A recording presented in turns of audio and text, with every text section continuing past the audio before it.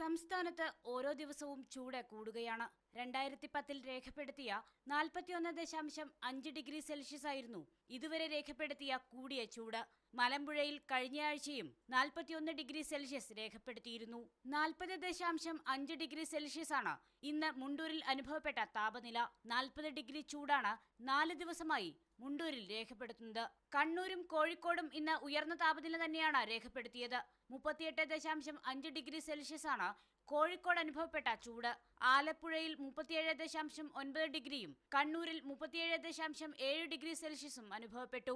വേനൽ മഴയിലെ കുറവാണ് താപനില ക്രമാതീതമായി ഉയരാൻ കാരണം. 1.5 മാസത്തിനിടെ ലഭിക്കേണ്ട മഴയിൽ 50% കുറവ് രേഖപ്പെടുത്തി.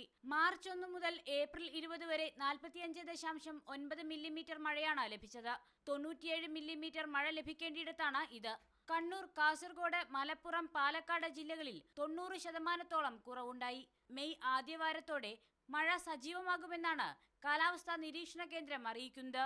മീഡിയ 1, തിരുവനന്തപുരം.